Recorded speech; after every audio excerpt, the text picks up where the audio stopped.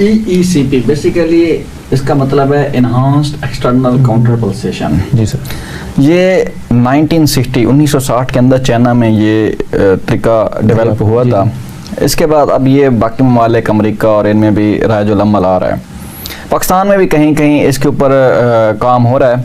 असल में ये चीज़ है क्या, ये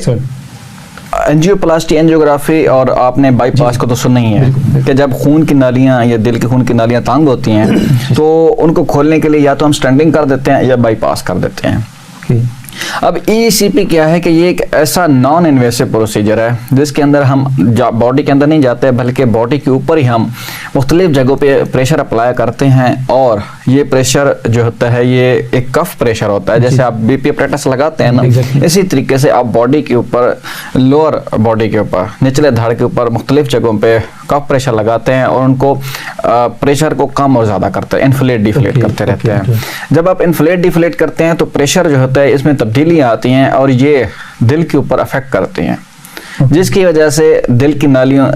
इसको तरीके को इसलिए इजाद किया गया था कि ऐसा मरीज जिसमें ना स्टंटिंग हो सकती है ना बाईपास हो सकता है किसी वजह से,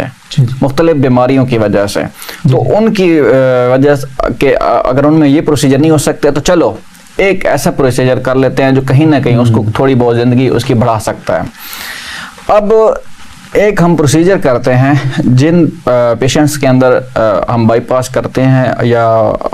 उनमें के अंदर वल्वुलोप्लास्टी करते हैं तो उनके अंदर अगर ब्लड प्रेशर ऊपर ना आ रहा तो उनके अंदर हम एक प्रोसीजर करते हैं इंट्रा एओर्टिक बैलून पंप। उसके अंदर क्या करते हैं कि एक बैलून जो होता है उसके एओर्टा जो एक बड़ी शरेयान है, उसकी आर्टरी है जो दिल की, जो पूरे दिल से जब खून निकल के पूरे ब्लड बॉडी को सप्लाई करता है तो वो एओर्टा से गुजरता है। तो जब एओर्टा जो है उसको ये उसके अंदर ये बैलून लगाते हैं, उसको इन्फ्लेट करते हैं और फिर खून जो है ना आगे पूरी बॉडी में सप्लाई होता है। तो ये intra aortic balloon pump basically दिल से खून को बॉडी में लेके आता है।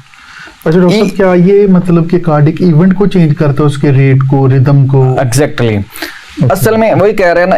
इसमें ये आप मिसाल ले लें कि एक तालाब है जी सर और उसके अंदर रुकावट है, आपने जो है ना ब्लड को बाहर भेजना है जी जी। अब वो कहीं नाले के अंदर मट्टी आई हुई है और उसने मट्टी को निकालना है। अब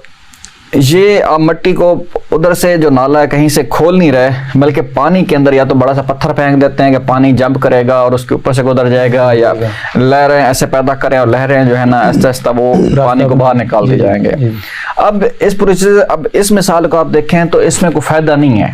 कि पानी को आप उस तरीके से उस बंद जगह से निकाल नहीं सकते। लेकिन चूंकि अब कोई प्रोसीजर और हो नहीं रहा ना, आप इसको फर्स्ट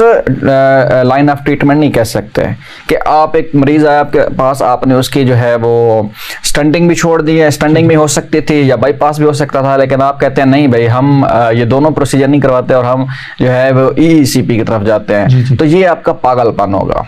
ये EECP बेसिकली ऐसे मरीजों में होता है जिनके अंदर ना स्टंटिंग हो सकती है और ना बाईपास हो सकता है किसी भी वजह से। अब इसके ऊपर भी हम डिस्कस करेंगे जी। जो ज्यादा एज के पेशेंट, ज्यादा एज के पेशेंट भी हो सकते हैं, उनके अंदर कोई कार्डियक हाइपरट्रॉफी हो सकती है, कार्डियक मायोपैथी हो सकती है, पल्मोनरी हाइपरटेंशन हो सकती है, उनके अंदर पेसमेकर लगा हो सकता है या उनकी हार्ट बीट बहुत ज्यादा होती है। तो ऐसे मरीजों के अंदर जो है ना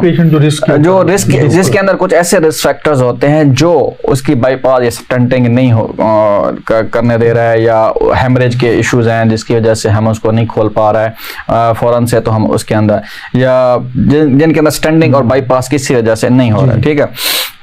अब EECP के अंदर क्या करते हैं कि आप लोअर लेग के अंदर जो आपकी निचली टांग है, जो आपका निचला ऊपर वाली टांग है और जो आपके ये बटक्स हैं, इसकी 3 जगहों पे आप प्रेशर अप्लाई करते हैं और इसको तब्दील करते हैं। जैसे आप प्रेशर को तब्दील करते हैं एक खास मोड में तो आपके जो दिल की तरफ खून की रवानगी है वो तेज हो जाती है। आप इंट्रा एओर्टिक बैलून पंप में क्या कर रहे थे, ये बेसिकली उसका रिवर्स प्रोसीजर उन्होंने इजाद किया था कि उसमें खून दिल से आप निकाल के बॉडी में भेजते हैं, इसमें आप बॉडी से खून निकाल के दिल में भेजते हैं। जैसे ही आप आप ये खून निकाल के उधर भेजते हैं तो जो दिल की नालियां जो तंग पड़ी होती हैं उनको जब बार बार देखो ना, आप एक प्रेशर से जब पानी फेंकते हैं तो वो जो दीवारों के अंदर मट्टी या सीमेंट जमी होती है वो निकलना शुरू हो जाती है और आपको जो प्लास्टर करना होता है आप इजी हो जाते हैं पानी लगाते हैं। तो बेसिकली ये वही है कि बार बार जब प्रेशर को चेंज करते हैं तो पानी जो है ना प्रेशर के साथ